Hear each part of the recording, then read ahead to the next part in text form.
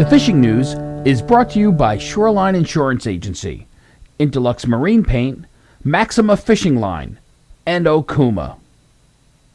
Hey folks, Fred Golofaro here for the Fisherman's video forecast. And more than striped bass, bluefish, sea bass, and blackfish, it's been bunker, more accurately menhaden, that have been in the news this week.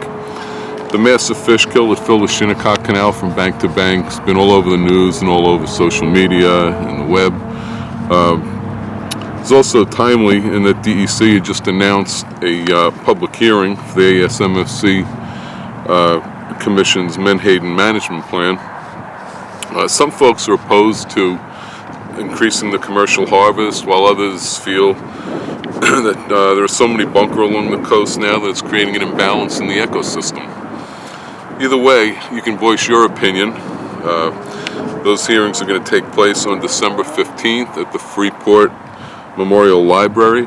It's 144 West Merrick Road in Freeport, and they get started at 6:30 p.m. I'm over at Captree Boat Basin now, where those same bunker have been fueling some excellent striped bass and bluefish action for some of the boats here.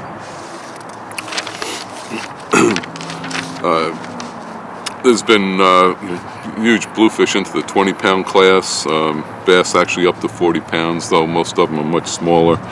But that's going on along the whole South Shore, from the South Fork all the way to the Verrazano Bridge. Bunkers spread all along the beaches, and bass and bluefish feeding on them, along with whales, porpoises, and now seals have joined the party the past week or so. To the west, the No Time out of Jones and Deb's Inlet. He found lots of bass and big blues on the bunkers Sunday and Monday. Further west, the Karen Ann, he loaded up on bass to the high 20s and blues to 19 pounds early this week. There's also been some good nighttime action. That's mostly in the inlets on live eels or casting soft plastics around the bridges. South Shore, offshore wrecks have been hot. Excellent action on big sea bass, plus a mix of porgies and cod. The Superhawk, Starstream, Captree Princess all had excellent catches early in the week. In fact, the Superhawk had a sea bass that weighed in at 6 pounds 10 ounces. That's a big sea bass in anybody's buck.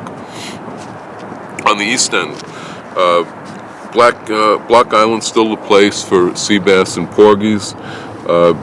Better tog fishing is being found closer to the point on the inshore grounds, although the supermoon tides we've had recently has impacted the blackfishing at times, not just there, but all through the Sound and off the North Fork. Although there was a 13-pound tog that landed aboard the Orient charter boat Fishy Business. In the Western Sound, Tuesday's wind and rain didn't hurt the bass a bit. A small group of anglers on the island current jigged up a pile of bass in 65 feet of water despite all the wind and rain. In the surf, bunker continued to fuel bass and bluefish blitzes. Some of the best fishing has been taking place down along the South Fork at places like Georgica, Mecox, and Sag Main Beach. Until next week, I'm Fred Golofaro for thefisherman.com.